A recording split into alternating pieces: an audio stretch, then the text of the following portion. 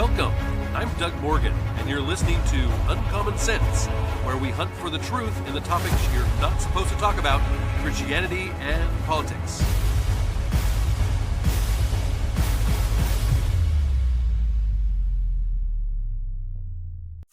I was in the store the other day, and I noticed that one of the employees was wearing a tie, and that's great. His tie, very, very rainbow.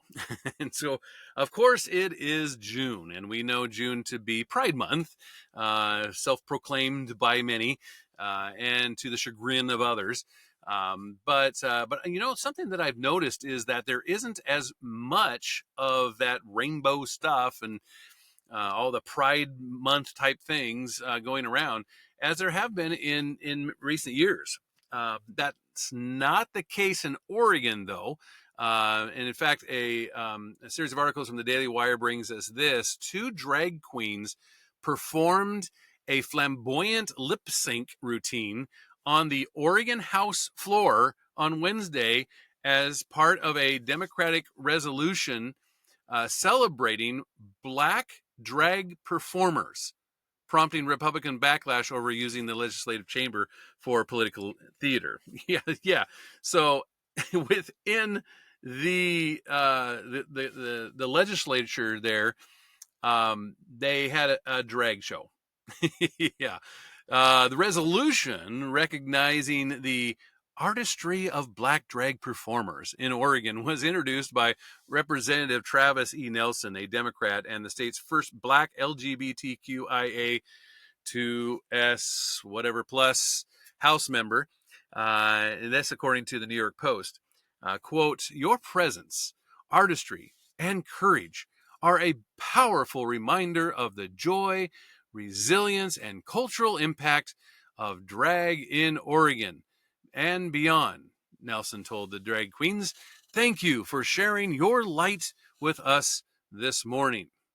Yeah. So anyway, the resolution passed in the state house with a vote of 34-9, with two Republicans voting in favor. Actually, the drag queens danced wildly around the chamber for nearly 5 minutes in honor of the resolution, wearing this eclectic outfits, including yellow jumpsuits and rainbow-colored one-piece outfits with blue wigs and things like this.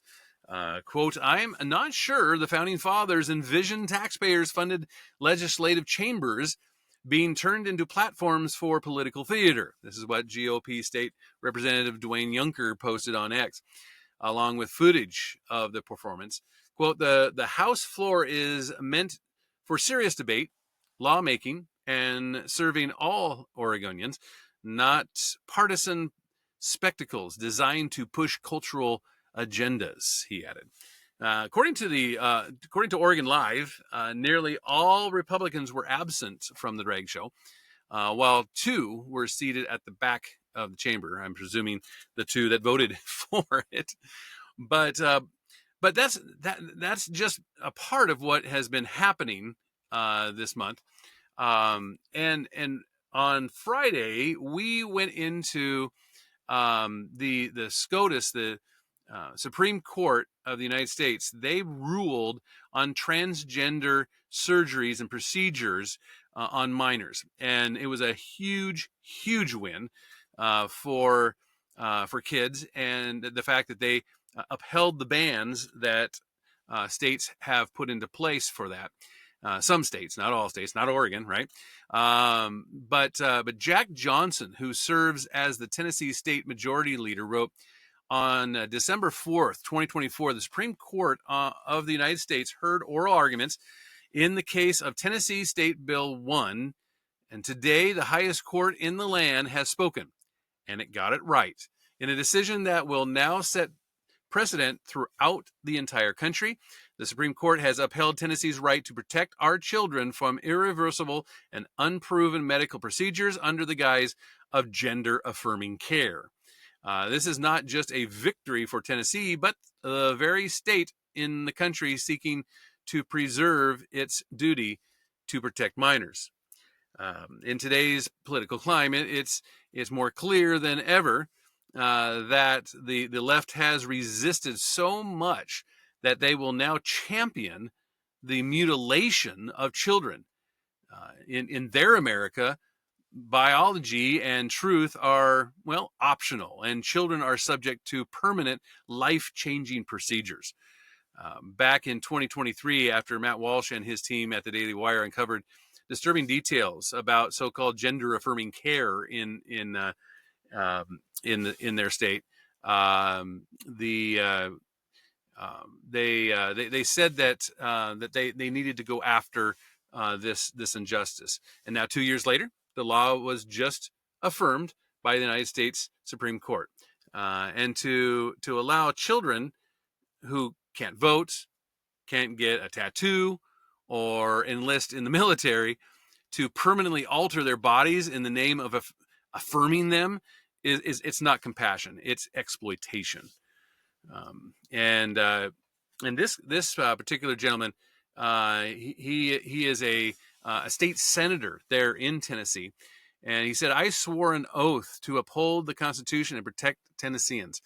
That's why my colleagues and I passed this legislation with this historic ruling. The Supreme Court of the United States, with the Tennessee right by their side, took a stand and made a bold statement. Our country will not stand by while children are preyed upon for profit. Tennessee has become a haven for families fleeing the left-wing chaos in blue states. Families are moving here seeking common sense and stability that frankly does not exist anymore in areas of our country. And with this Supreme Court ruling, Tennessee continues leading the nation and solidifying itself as a state with a backbone and the interest of children in mind.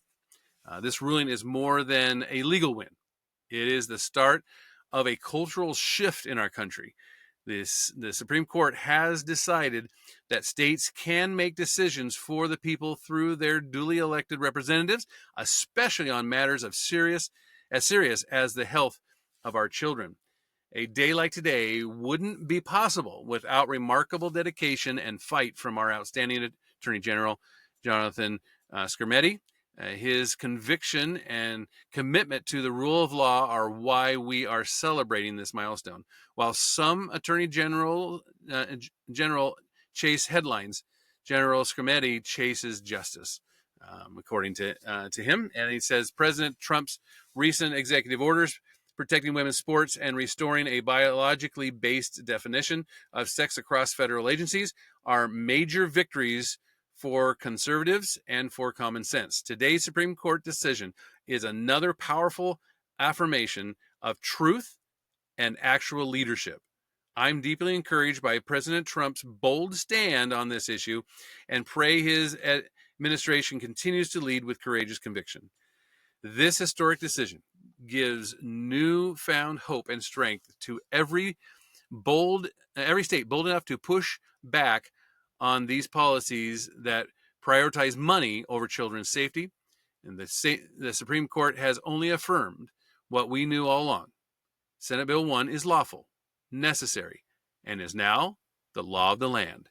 This is only the beginning. And so you can't argue that this was a major decision, and a good one at that. Now, it was a 6-3 decision.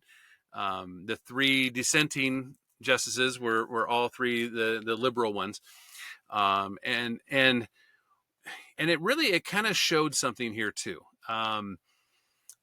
because I can't imagine ruling in favor of manipulation of children, of just doing this kind of nasty, evil things to children, and yet there were those that ruled in that regard.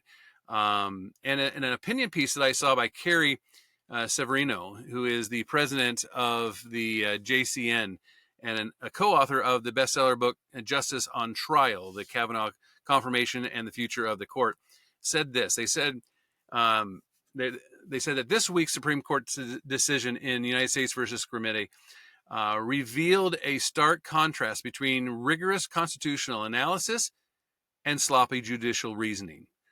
While the 6-judge majority correctly applied equal protection doctrine to uphold Tennessee's common sense restrictions on experimental medical treatments for minors, Justice Sonia Sotomayor dissent, to which her fellow liberal justices, Eileen Keegan and Ketanji Brown Jackson, signed on, is a masterclass in how not to interpret the Constitution. Rather than actual constitutional analysis, Sotomayor dissent relies on emotional manipulation and strained legal analogies. The centerpiece of Justice Sotomayor's dissent rests on a fundamental category error: borrowing reasoning from a case interpreting a civil rights statute and trying to apply it to a very different constitutional text. Bostock versus Clayton County was the infamous 2020 case in which Justice Neil Gorsuch joined the court's liberals and Chief Justice John Roberts to conclude the civil rights law barring employment discrimination because of sex, also barring discrimination based on sexual orientation and transgender status. Gorsuch's error in that case grew out of his cramped application of textualism and turned on the premise meaning of the word because of sex. As flawed as Bostock's reasoning was, the reasoning doesn't apply to Scrimmity because the words being interpreted in Bostock are found nowhere in the Equal Protection Clause. Instead, it simply prohibits states from denying equal protection of the law. This discrimination matters enormously. In a democratic republic like ours, the people make laws or adopt constitutional amendments through their elected representatives. And a great deal of negotiation and debate go into the exact words chosen. A court can't simply decide that the meaning of two phrases in very different legal contexts are close enough for government work. Just because the Civil Rights Act and the Equal Protection Clause both deal with discrimination doesn't mean their reasoning is fungible. Justice Clarence Thomas, who dissented in Bostock, pointed out this analytical flaw in the Scrimmity concurrence, noting that, quote, an abstract similarity between the purposes of the Constitution and the statute is not a license to import the statute's interpretation into the Constitution, much less to ignore the Constitution's texts, unquote. So it is telling that the dissent put out so much weight on Bostock rather than analyzing the language of the Constitution itself, let alone the original understanding of the 14th Amendment. So again, basically what they're saying here is that the dissent is saying, well, hey, this ruling over here that was kind of sort of the same, well, they ruled it this way, so this is what we're going to do. Instead of actually doing their job and looking at the Constitution saying, okay, here, is this constitutional or is this not constitutional? I mean, just because they ruled one way, years ago doesn't mean that it was right. Their job is to look at the Constitution and make sure that it's constitutional or not. And they go on to say that just because the Civil Rights Act and the Equal Protection Clause both deal with discrimination doesn't mean their reasoning is fungible. Perhaps more troubling than the dissent's misuse of precedent is its shameless deployment of emotional manipulation where legal reasoning should prevail. Sotomayor devotes substantial space to the personal stories of the plaintiff families, describing children who felt, quote, trapped in the wrong body, unquote, and parents who worried about their children's ability to survive.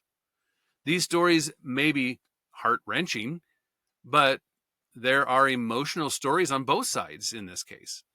Detransitioners speak of the deep regret and lifelong health challenges created by childhood treatments that permanently altered their bodies and their sexual function and fertility.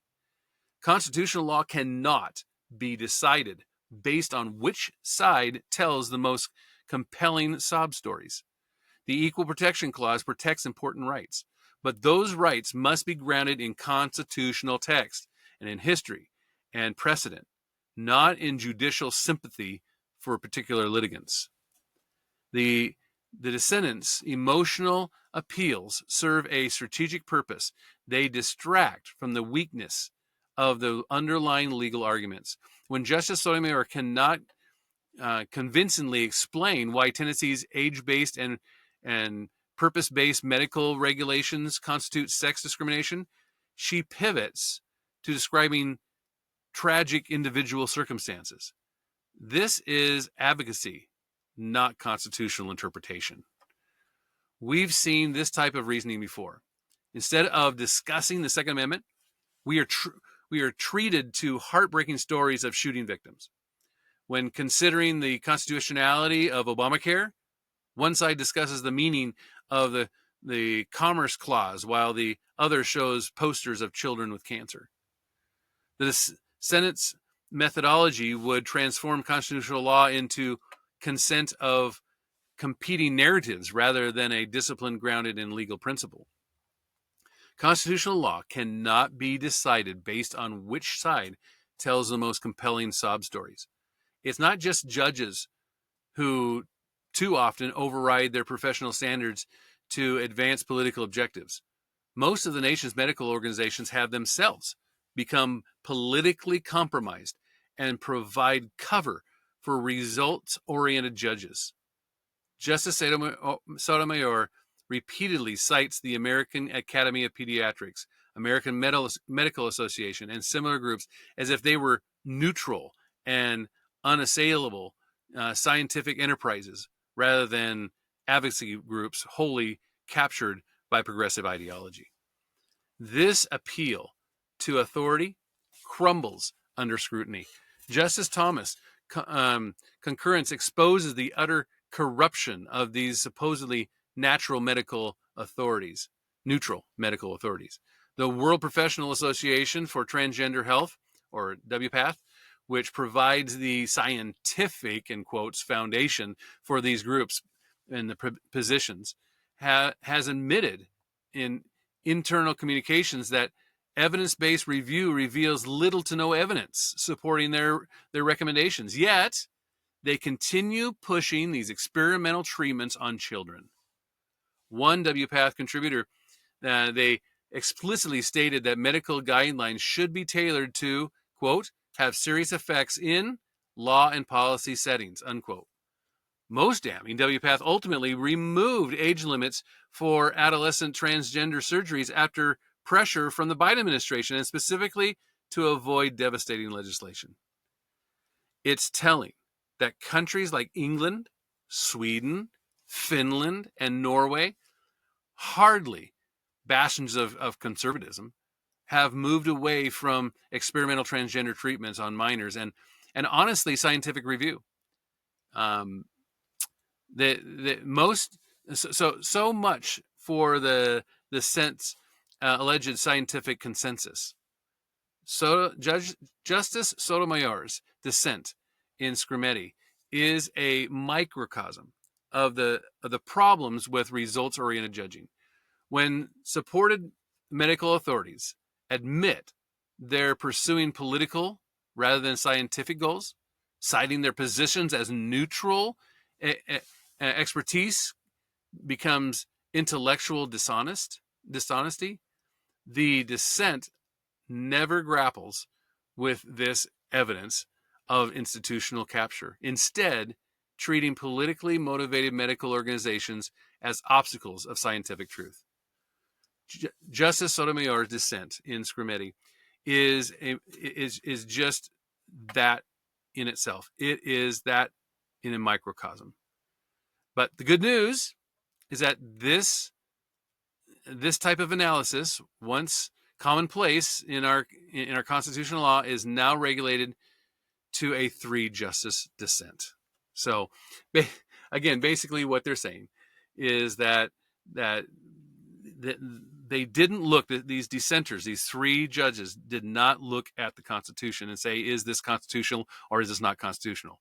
They just said, hey, these are really, really heart-touching stories from people that want to get these procedures. And there's nothing based in science. And even if there was, justices really shouldn't be, judging on that anyway.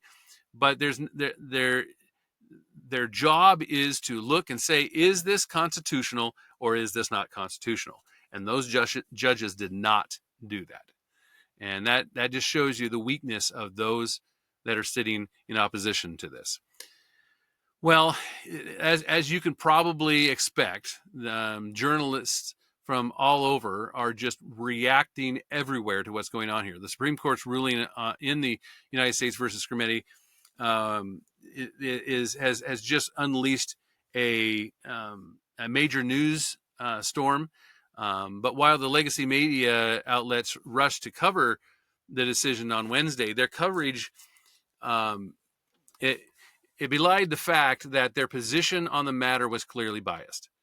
Despite the fact that the majority of Americans, regardless of political party, believe children should not be subject to irreversible procedures, and the mainstream media reporters still refer to the High Court's ruling as a major setback or a devastating loss, things like this. The Washington Post attempted to spin the issue as polarizing, as this. They said, quote, polarizing national issue the Trump administration has seized on.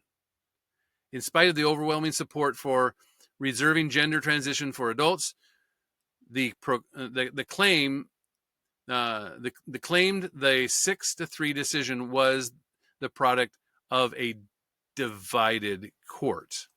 Wow. Critics, of course, pointed out that the Washington Post had landed a bit wide of its mark. It's the opposite of polarizing, as one said. It's a unifying issue. According to their own polling, actually.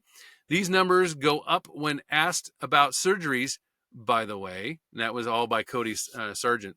The New York Times, after leading with the breaking news, followed with a second paragraph that gave away the game. Said, quote, the decision, which came amid the Trump administration's fierce assaults on transgender rights, was a bitter setback for the proponents. And from the Associated Press, the Supreme Court upholds a Tennessee ban on gender-affirming care for transgender minors in a huge setback for transgender rights. Michelle Tafoya, she noted that this headline is an opinion. It's not news. The Red State's Bonshi said that ban on child abuse, the phrase you're looking for is child abuse. The AP was hoping for more child abuse, not less. Tough day for them, said Seth Dillon. NBC News offered a kind of similar affair. They published a piece declaring that the Supreme Court upholds a Tennessee law restricting transgender care for minors, delivering a major blow for transgender rights. Yeah.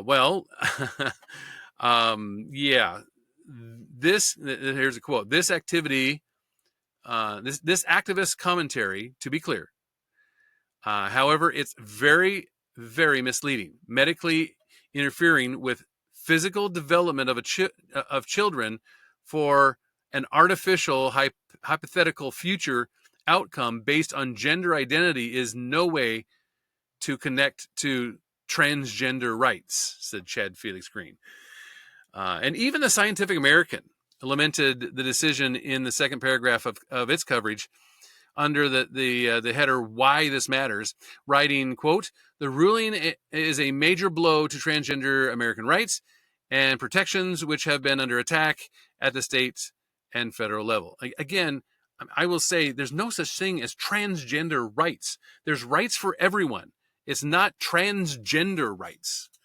And by there was a article by Matthew R. Pritzek, PhD. He's a senior director of Word on Fire Institute. And he says there's a popular meme that makes the rounds around this time of the year, and it shows a dam towering over a tranquil city. Behind the structure lies a burgeoning rainbow-colored sludge on the verge of breaking through the flooding and flooding the inhabitants below. Inscribed on the dam's face is a date, May 31st. Yeah. Well, it's funny because it's true, or at least it used to be. Rainbow paraphernalia, which was once visible only in few metropolitan neighborhoods, has been taking over our common and commercial spaces, not to mention our schools, during the month of June for years. Fortune 500 companies change their logos, at least in the West, in their stores there. And their stores set up expansive Pride displays and sold Pride branded merchandise, including the infamous Target's selection of transgender swimsuits for children. City, state, and federal agencies hoisted the rainbow flag next to the American flag, and traditional and social media pumped out images of videos and celebrating everything LGBTQ. But something different is happening this year. Many of the businesses and institutions that used to radiate rainbows every June, well, look a lot like they did last month and the month before that.